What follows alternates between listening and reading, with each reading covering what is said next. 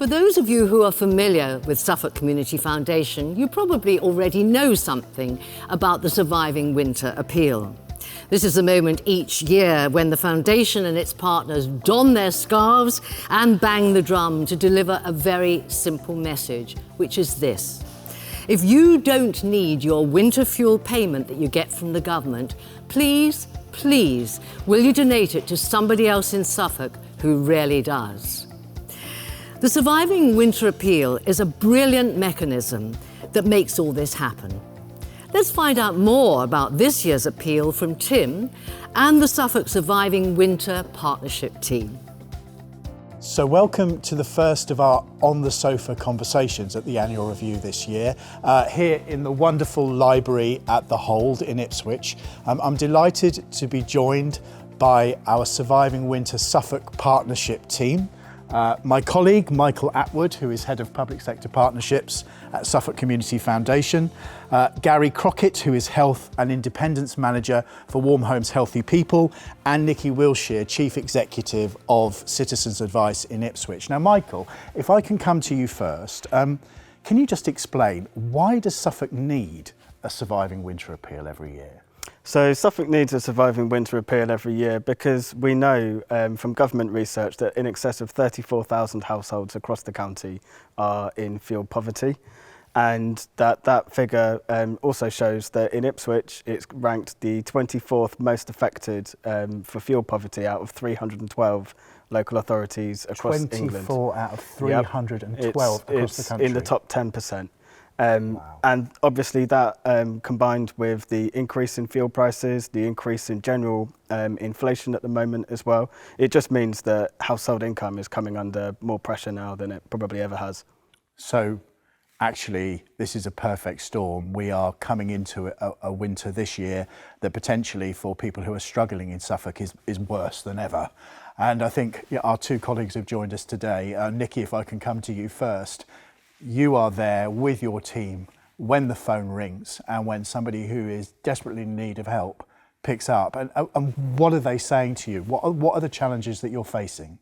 We're talking to some very, very worried people. Their incomes are minimal. There's been a big impact over the last 18 months with restrictions and furlough, etc. Debts have built up. They've got limited amount of income coming in. They're really worried about fuel prices that are increasing. We get phone calls way before the start of Surviving Winter asking if we're going to be running it again this year and do they qualify, because they're really concerned about having the heating on and making that decision between heating and eating. So in Suffolk, one of the wealthiest counties in the country, we have people that are making the decision in the winter months to either have a meal or go cold. Absolutely. And Gary, you are there with your team going into those homes and seeing the living conditions and seeing just how cold they are. What are you finding? We do visits all across Suffolk, and I think the average person would be shocked at the conditions that some of our most vulnerable residents are living in. Some people haven't had heat in 10 years, their boiler's been broken, they're using an oven to heat their home which has a fire hazard. And I saw a lady a few weeks ago who was using a kettle as her boiler. That was the only way she could heat her home. So I think the average person would be shocked. They would. Michael, when we look at the Surviving Winter Appeal every year, this is a decade I think Suffolk has been running the appeal. It's true to say that with our partners, we do not rest on our laurels. We look at how we can do things differently and how we can do things better. Usually during the summer months, actually, when people are not thinking about surviving winter. So what has happened this summer and what have we done to inform and improve this year's appeal? Well, I think uniquely this year we've been able to kickstart our efforts. We've started planning for this year's campaign much earlier than we would normally do, which has been brilliant. And that's enabled us to take some more time really to analyse the data collected from the beneficiaries of last year's appeal.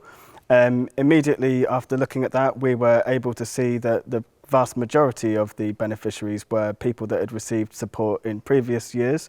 So we became really aware then that there was something that was needed to be done differently so that these people, rather than be dependent on surviving winter each year, can be lifted out of poverty in a more sustainable, longer lasting way. What are the sorts of things that we've actually now able to identify, Nikki? So what we've been doing is an income maximisation assessment with individuals, looking at what income they've got in the first place, the amount of people that haven't actually got all of the benefits that they're entitled to and didn't realise that they were entitled to.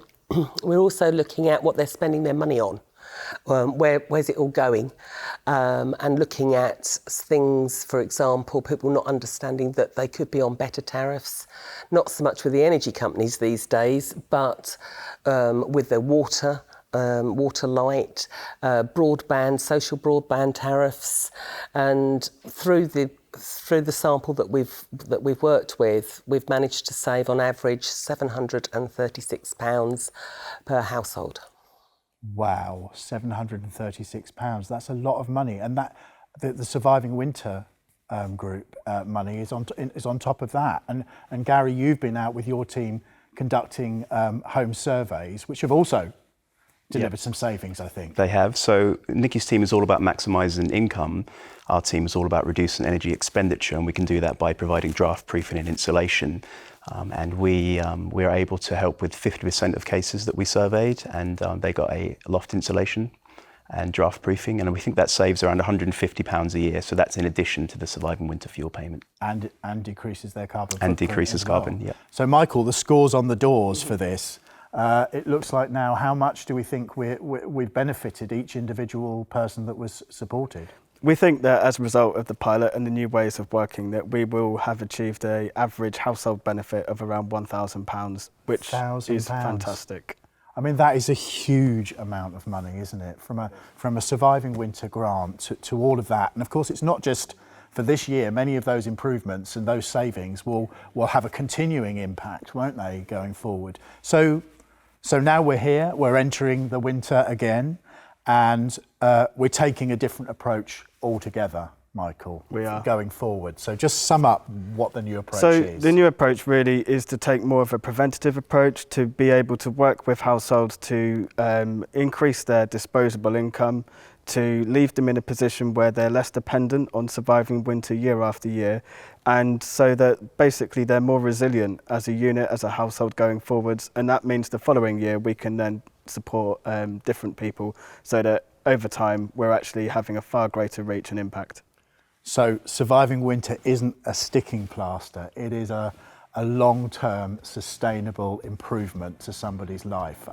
Amazing. We need your help, we need your support, and you can see what an incredible difference this team is making to vulnerable people's lives here in Suffolk. Thank you.